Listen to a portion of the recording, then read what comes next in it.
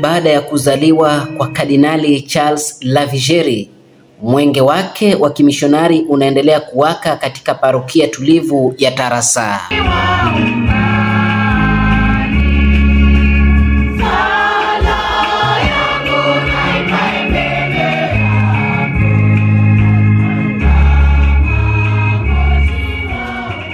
Parokia iliyojaa mitende katika jimbo Katoliki la Malindi, roho ya maoni ya Lavigerie imeadhimishwa kwa furaha na shukrani. Haleluya, mimi naanza shairi langu natoa. Msamaha natoa kwanza, nisijaanza toboa. Ninachotaka kufunza ni maoni natoa. Tunasema ndugu wa Kristo, tuwe mishonari wa matumaini.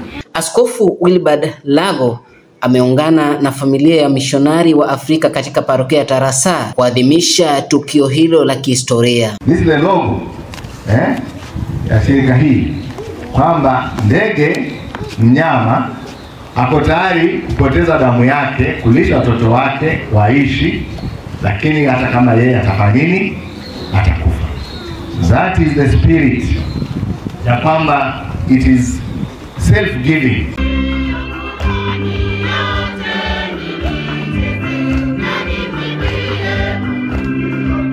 Pamoja naye alikuwepo Padre Leo aliyesafiri kutoka Roma kuwakilisha mkuu wa shirika la wamishonari wa Afrika. I will leave them to do the work and see them when I come back.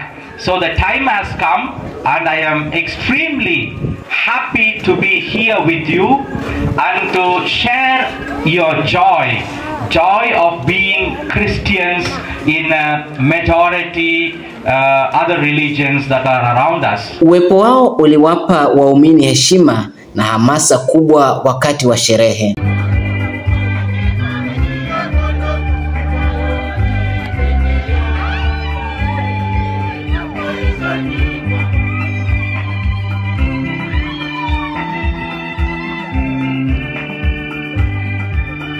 Sherehe hizi hazikuwa tu kumbukumbu ya maisha ya Lavigerie, bali pia ushuhuda wa jinsi wamishonari wake wanaendelea kubadilisha jamii ya leo. Katika parokia ya Tarasa, wamishonari wa Afrika wamekuwa kiini cha mageuzi kwa miaka mingi. Wamelea miito ya kitawa na kipadre, wamelijenga kanisa katika imani na wameunga mkono elimu na maendeleo ya kijamii kupitia misimamo ya kiuchungaji, kuwahudumia vijana na kuwafikia waliotengwa. Wamejenga tumaini jipya katika maeneo ambayo zamani yalikuwa na changamoto nyingi. Katika hotuba yake, Askofu Wilbard Lago alitoa shukrani za dhati kwa wamishonari wa Kiafrika. Alikumbuka kuwa upendo aliowahi kusoma nao huko Roma, hasa katika nyanja ya lugha ya Kiarabu, maarifa yaliyotajirisha sana utume wake wa kiuchungaji katika ukanda wa Pwani. Aliwashukuru kwa huduma yao dhabiti na nafasi kubwa wanayochukua katika kubadilisha jimbo la Malindi, hasa parokia ya Tarasa, ambako bidii ya uinjilishaji, majadiliano na maendeleo ya jamii inayoendelea kuzaa matunda mengi. Askofu aliwahimiza waumini kuendelea urithi wa Kardinali Lavigerie, urithi wa elimu, huruma na kuheshimu utamaduni na kujitoa bila kuyumba kwa Kristo.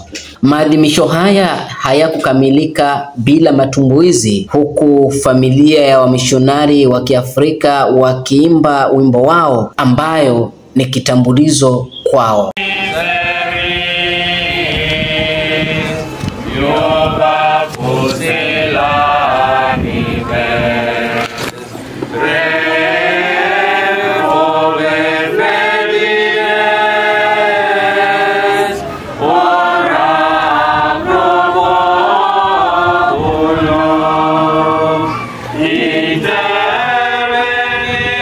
Kutoka parokia ya Tarasa, mimi ni mdadisi.